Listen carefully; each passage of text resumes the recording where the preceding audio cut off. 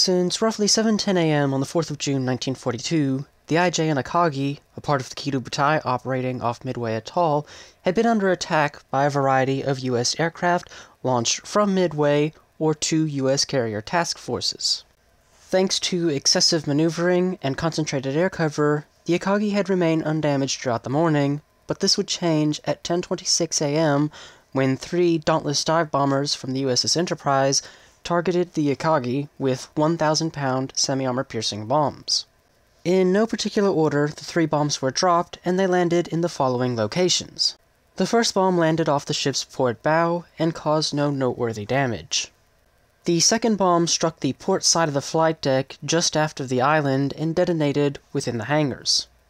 As a result of the bomb detonating, aircraft parked within the hangar, ordnance laying around the hangar floors, and active aviation fuel lines began to ignite, and within this single hit, the Akagi was an exploding inferno from bow to stern. The third and final bomb explodes in the water off the ship's port stern in the vicinity of the propellers and rudders. Following the bombing, the Akagi straightened its course and would head north at a speed of 28 knots. Over the next couple of minutes, the ship would be rocked by a series of small explosions as more ordnance and aviation fuel lines would detonate, so at 10:30 it was ordered that the primary forward and after ordnance magazines be flooded. The forward magazines were successfully flooded, but due to damaged flood valves for the after magazines, it could not be flooded at the time.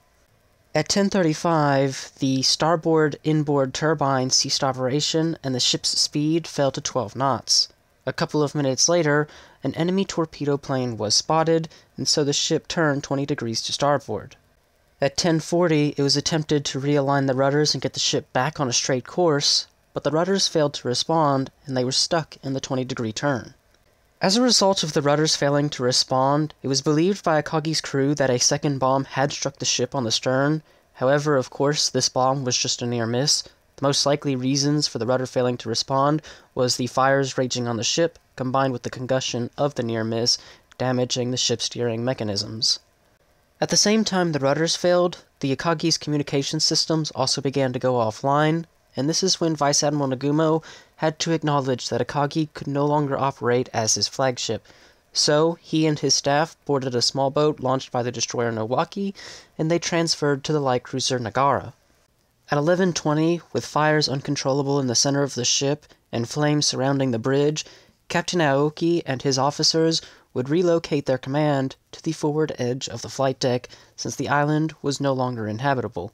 At 11:27, all aviation personnel on board Akagi were ordered to transfer to the destroyer Nowaki in order to avoid being killed by the flames. At 11:30, Rear Admiral Yamaguchi aboard the aircraft carrier Hiru ordered the Nowaki to remain at Akagi's side and assist with damage control efforts. He also ordered Akagi, Kaga, and Soru to begin moving towards Yamamoto's main force.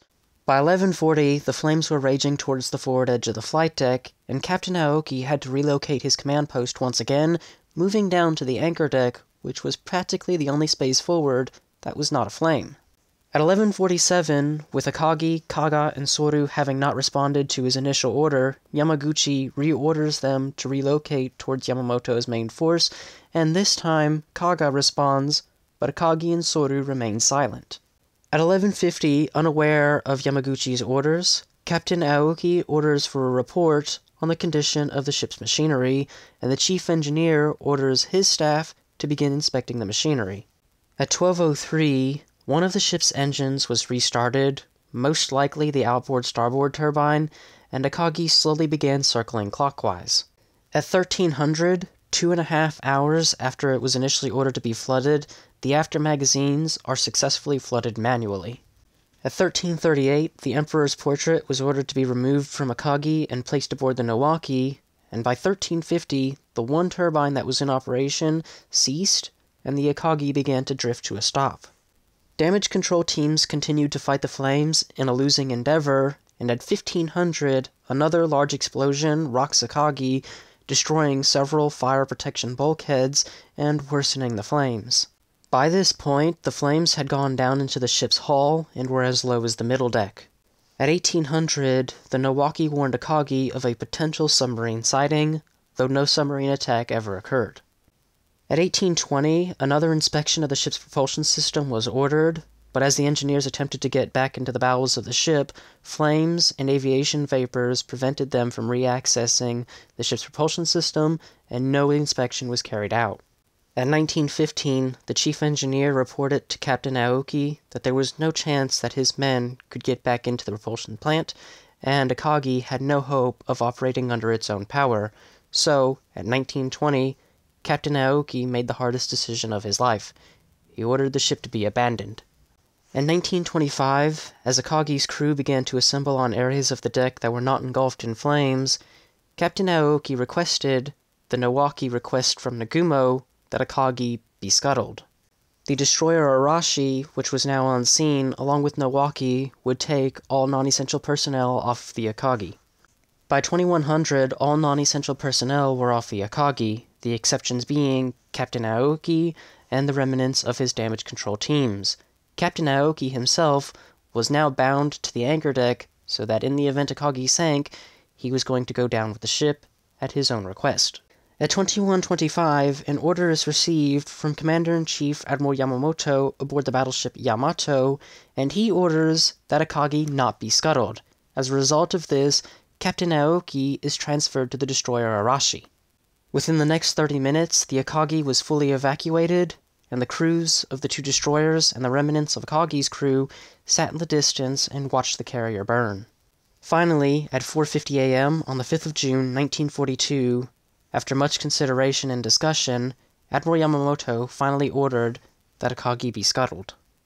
At 5:20 a.m., the destroyers Arashi, Hagakaze, Maikaze, and Nowaki each fired a single torpedo at the Akagi, with 2 or 3 striking the ship's starboard side.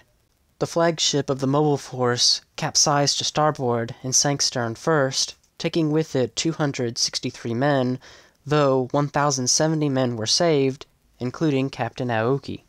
By the 25th of September 1942, Akagi was removed from the Imperial Japanese Navy's operational register. It seemed that Akagi's story came to an end there. However, on the 20th of October 2019, the ship's wreck was discovered resting 5,490 meters, or 18,011 feet below the surface, sitting upright with its bow oriented southwest, and the ship is largely in one piece. The story of the ship's wreck is a fascinating extension to the vessel's story. However, it's not a part of the sinking. So, with that having been said, there's nothing more to add on to the topic for today. So, if you have learned something new in this video, why not leave a like and a comment down below, and have a wonderful day.